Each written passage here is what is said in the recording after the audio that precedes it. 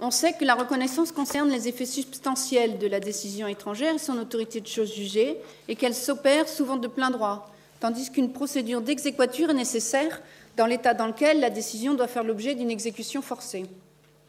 On présentera donc ici le droit commun, le système de Bruxelles et le règlement de Bruxelles de bis dans ce cadre-là. En droit commun, les conditions d'exéquatur résultent de la jurisprudence précitée de l'arrêt Cornelissen, rendu en 2007, qui limite à 3 les points de contrôle. On contrôle la compétence internationale, fondée sur la proximité du litige avec le juge saisi. On contrôle l'ordre public international de fond et de procédure, qu'on apprécie in concreto. Ce sont les résultats de la décision qui doit avoir une incidence sur le fond et la procédure. Et on contrôle la fraude à la loi, c'est-à-dire la manipulation intentionnelle d'un critère de rattachement pour aboutir à l'application d'une autre loi que celle désignée par la règle de conflit. Et on ne contrôle que cela. On rappellera par ailleurs que la France n'est pas partie à la Convention de la Haye de 70 sur la reconnaissance des divorces et des séparations de corps. La notion de décision étrangère susceptible d'exéquatur est entendue largement. Il s'agit de toute décision émanant d'une autorité à laquelle l'État reconnaît la prérogative de dissoudre ou de constater la dissolution du lien conjugal. Ainsi, on pourrait concevoir que la décision de divorce qui interviendrait dans le cadre évoqué tout à l'heure pourrait parfaitement, alors qu'il s'agit, a priori, comme l'a fait valoir M. Christophe Lesbrun, d'un divorce qui s'apparenterait à une répudiation unilatérale, elle pourrait rentrer, cette décision-là, il me semble, dans la notion de décision susceptible d'exéquatur. Mais il faudrait encore passer le cadre de l'ordre public international. Voilà. Il faudrait savoir si... C'est le problème qui se pose pour nous lorsqu'il faut reconnaître des décisions américaines qu'il ne faut que constater, lorsque le défendeur n'est pas comparant. Il suffit que le demandeur présente ce qu'il veut au juge et le juge rend la décision qui correspond à ce que le demandeur veut lorsque le défendeur n'est pas là. Et la Convention de la Haye qui vient d'être proposée à la signature là, cet été sur la reconnaissance des jugements étrangers a pendant très très très longtemps achoppé sur ce point-ci. Et finalement, enfin je ne vais pas en parler ici parce que sinon je vais dépasser mon temps de parole, mais c'est un des points importants. C'est important quand même. Voilà, c'est important. Imaginons un instant, par exemple, excusez-moi, si une répudiation est établie ou prononcée, on va dire le Maroc, voilà.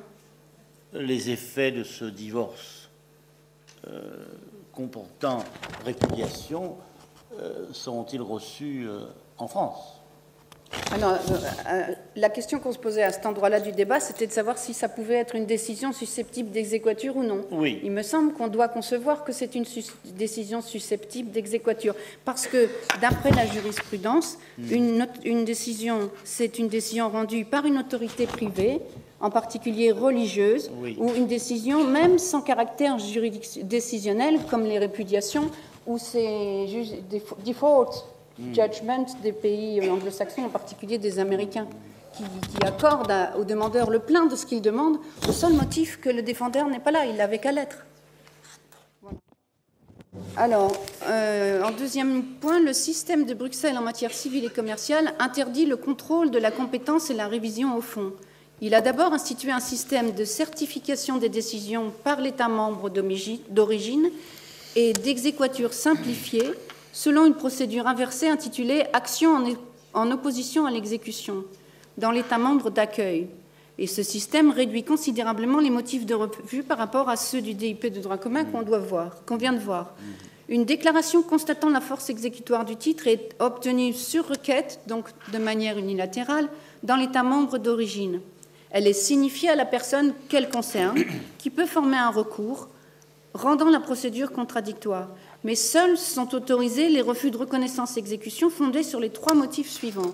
Le premier, c'est le non-respect des droits du défendeur défaillant à être informé de la procédure en temps utile et de telle manière qu'il puisse se défendre, à condition que ce défaut de respect ne soit pas dû à sa propre carence. Ça, c'est une formule un peu longue qui résulte d'une vingtaine d'années, de nombreuses années de jurisprudence de la Cour de justice de l'Union. Le deuxième motif, c'est l'ordre public international de fond et de procédure, dont l'application par États membres est là encore contrôlé tant par la Cour de justice que par la Cour de Strasbourg. Pour la Cour de Strasbourg, on peut renvoyer à l'arrêt Pellegrini du 20 juillet 2001 et à l'arrêt Negropontis du 3 mai 2011. Et pour la Cour de justice, on peut renvoyer aux arrêts Krombach du 28 mars 2000, Meroni du 25 mai 2016, C 559-14 et Lebec du 7 juillet 2016, C 70-15. Ces arrêts tentent à concentrer les recours dans l'État membre d'origine et à priver l'intéressé, qui ne les aura pas effectués, de toute possibilité d'invoquer l'ordre public international au stade de l'exécution dans l'État membre d'accueil. Le troisième motif, c'est l'inconciabilité de la décision à exécuter, avec une décision rendue dans l'État membre d'accueil ou susceptible d'y être reconnue.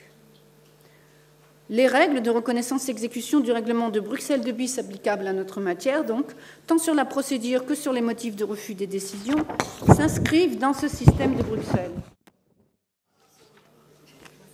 Non, mais c'est pas. Il n'y a rien de grave. Une spécificité toutefois, le règlement de Bruxelles II bis prévoit une facilité de circulation encore plus grande pour les décisions rendues sur le droit de visite et sur le retour en cas de déplacement illicite.